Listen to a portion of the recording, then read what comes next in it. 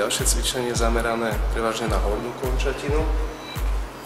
Postavím sa od steny, zhruba na šírku hornej končatiny.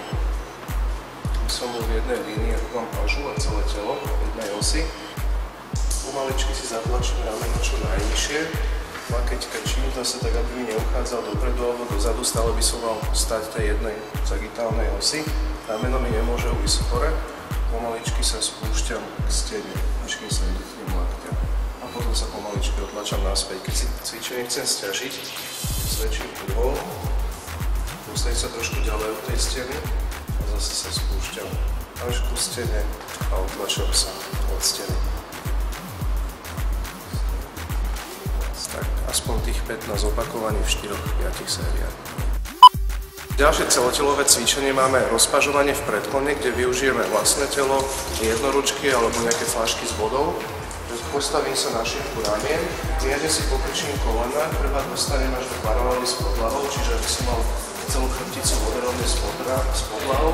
Ramena si zatlačím čo najnižšie, vrátim na krk, jednoručky upážim zhruba do roviny s telom a vrátim naspäť. Nádych. S výdychom upážim, nádych, s výdychom upážim. Ja si môžem ideálne sekundu podržať a uvoľniť. Sekundu podržím a uvoľniť.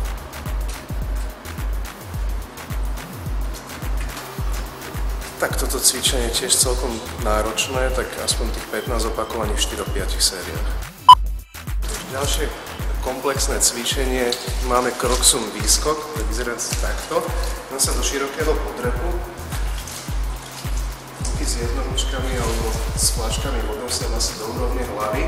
Robím jeden krok, vždycky začínam do smeru s vonkajšou končatinou. Nezačínam s touto, ale keď sa hýbem smerom doprava, tak začínam s pravou nohou. Stále som v podrepe, vyskočím si, dostanem sa do podrepu. Naspäť sa posuniem zase ľavou nohou, vyskočím si aj s jednoručkami, posuniem sa zase na ďalšiu stranu, takto si striedam výskok, posun do strany, výskok, posun do strany, výskok. A stále som v podrepe. Tak zhruba na každú stranu 10, 10 na jednu, 10 na druhú. Takže pôjdeme cvik zameraný zasa komplexne na celé telo. V podstate volá sa to bear crawly po anglicky alebo medvedia chôdza po slovensky. Vyzerá to následovne. Pôjdem zasa dole s tým, že keď som v tejto pozícii idem do kolien, mám rovný chrbát, pozerám do zeme a čo pôjdem, v podstate pôjdem sem, hej. Teraz takisto dve končatiny zostávajú na zemi a dve sa hýbu smerom dopredu, sem, hop, hop. Môžeme kľudne zastaviť a ísť to pôjde sa dozadu, sem.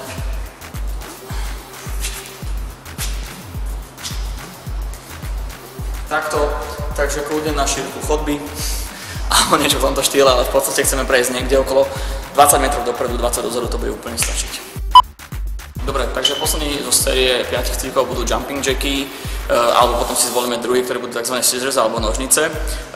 S tým cvikom ste sa možno mohli stretnúť v rámci výcviku nejakej americkej armády a v podstate sa to volá aj star jumpy alebo nejaké hviezdicové skoky a vyzerá to asi následovne. Z tejto pozície pôjdem hore, nad seba a zase naspäť. Hop, hop, hop. Tie scissors v podstate budú fungovať v inej rovine a to bude tu. Pôjdem teda spredu dozadu a pôjdem ten pohyb. Ja sa hýbem tým telom v podstate v tom pohybe, kde je zvyknuté a to je ľavá noha, pravá ruka a zasa naopak. Čo sa týka nejakých sérií, tak v podstate môžete ísť buď na čas alebo na opakovania. Ak si zvolím tú metódu na opakovania, môžeme ísť niekde okolo 30-40 opakovaní kľudne v 4-5 sériách.